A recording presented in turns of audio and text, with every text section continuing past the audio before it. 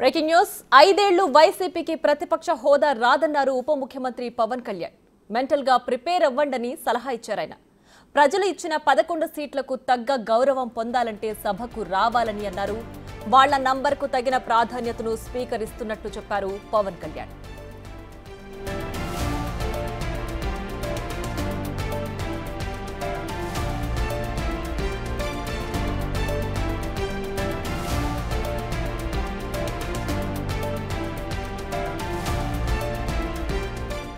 మీరు ఆ విధంగా మీరు ప్రశాంతంగా విని దాన్ని వచ్చే జరుగుతున్న సమావేశాల్లో మీరు దాని మీద లోటుపాట్లు మీరు చెప్తే బాగుంటుంది తప్ప ఇలా కూర్చోబెట్టి అరుపులు కేకలు ఇది సమంజసంగా లేదు. అంటే అర్ధాంతరంగా ప్రతిదానికి అసెంబ్లీలోకి రాగానే గొడవ పెట్టుకోవాలి, దేన్నైనా విభేదించాలనేది ఇది ఒక చాలా ఒక లో లెవెల్ ఆలోచన విధానం, లో లెవెల్ స్ట్రాటజీ. అది ప్లీజ్ మీరు అప్గ్రేడ్ అవ్వండి, మీరు అప్లిఫ్ట్ చేసుకొని మీరు కూర్చోబెట్టి డెమోక్రటిక్ ప్రాసెస్కి గౌరవం ఇవ్వండి. మనస్ఫూర్తిగా వైసీపీ నాయకులకి ఇది నా విన్నపం, నా విజ్ఞాపన.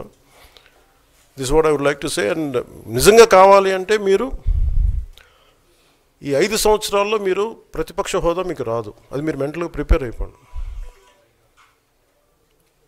11 సీట్లతోటి మీకు ప్రతిపక్ష హోదా ఇవ్వబడదు, రాదు. ఎందుకంటే ఇట్ ఈస్ చంద్రబాబు గారు, గౌరవ ముఖ్యమంత్రి చంద్రబాబు గారు డిసైడ్ చేసేది కాదు, జనసేన డిసైడ్ చేసేది కాదు. దానికి రూల్స్ ఉన్నాయి, దానికి రెగ్యులేషన్స్ ఉన్నాయి, నామ్స్ ఉన్నాయి. ఇక్కడ మంత్రిగా ప్రమాణ స్వీకారం చేసేటప్పటికి నన్ను ప్రధానమంత్రి గారి పక్కన నన్ను కూర్చోబెట్టలా. నేను డిప్యూటీ సీఎం అయినప్పటికీ కూడా అది మంత్రి హోదానే కాబట్టి తిరిగి నన్ను మంత్రులందరూ పక్కనే కూర్చోబెట్టారు తప్ప ప్రత్యేకంగా నన్ను అక్కడ కూర్చోబెట్టలేదు. They are very specific rules and regulations నడుస్తాయి.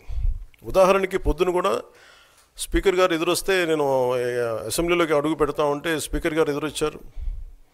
మనకి వచ్చి ఆయన కూడా ఆయనతో పాటు రండి అని వెళ్తుంటే ముందుకు తీసుకెళ్తుంటే నాకు అనిపించింది, సార్ ఇది డిప్యూటీ సీఎంకి ప్రోటోకాల్ ఉండదు, ఓన్లీ ముఖ్యమంత్రి గారు, స్పీకర్, మనకు కౌన్సిల్లో ఉండే చైర్మన్ ఆయనే మీరు చేయాల్సింది తప్ప ఇది మేము ఉండేది కాదని చెప్పి నేనే వెళ్ళిపోయాను. ఎందుకంటే మేమే ప్రోటోకాల్స్ బ్రేక్ ఎందుకు చేయమంటే మాకు లేని ప్రోటోకాల్ మేము అడగం.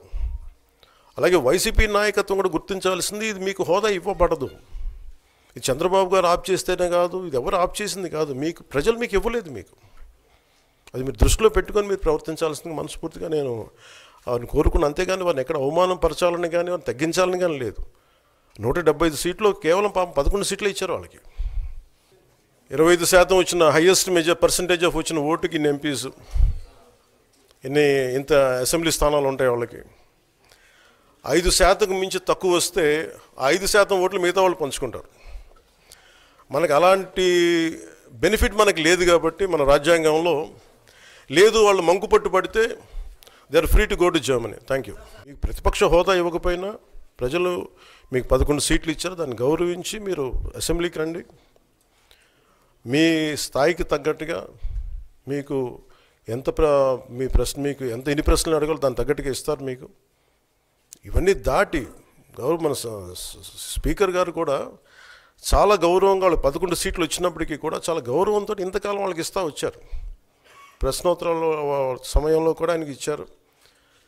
గతంలో కూడా ఇవన్నీ ఆయన రావడానికి కూడా ఆయన ఎలా రావాలి, ఏం చేయాలి, దానికి కూడా చాలా ఏమాత్రం ఇబ్బంది పెట్టకుండా గతంలో కూడా చేశారు. ఫస్ట్ మీరు మనకి గవర్నమెంట్ ఫామ్ అయిన తర్వాత కూడా వీటిని దృష్టిలో పెట్టుకొని వైసీపీ కొంచెం హుందాగా వ్యవహరించాల్సిన అవసరం ఉంది. వైసీపీ నాయకులకు కూడా మీకు బాధ్యత ఉంది.